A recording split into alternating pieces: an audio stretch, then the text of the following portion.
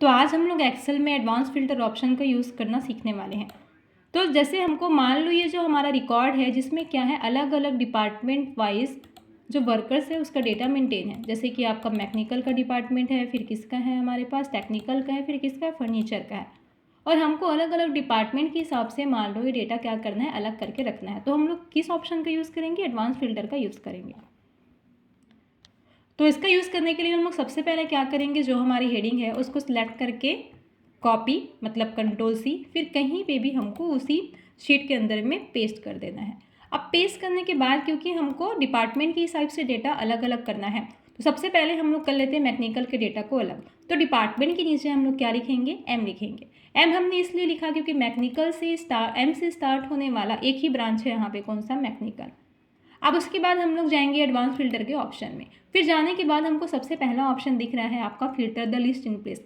इसका मतलब ये है कि जो एडवांस फिल्टर है वो यहीं पे मैकेनिकल के डेटा को क्या कर देगा, फिल्टर कर देगा, जो कि हम तो नॉर्मल फिल्टर से भी यूज़ कर ही सकते हैं। हमको क्या चूज़ करना है अभी भी, कॉपी टू अनदर लोकेशन, मतलब जो मैकेनिकल का रिकॉर्ड है वो कहीं और पे बन जाएगा। अब इसमें क्लिक करने के बाद हमको जाना होता है लिस्ट रेंज वाले ऑप्शन में। तो लिस्ट रेंज मतलब हमारा मेन डेटा कौन सा है, तो हमको पता है कि हमारा मेन डेटा कौन सा है, मतलब मेन रिकॉर्ड कौन सा है ये। अब उसके बाद है क्राइटेरिया मतलब कंडीशन, हमने जो एम नाम का कंडीशन दिया है उसको चूज़ करना होता है। उसके बाद जाएंगे कॉपी टू, मतलब जो आपको मैकेनिकल का रिकॉर्ड अलग करना है वो कहाँ पर करना है।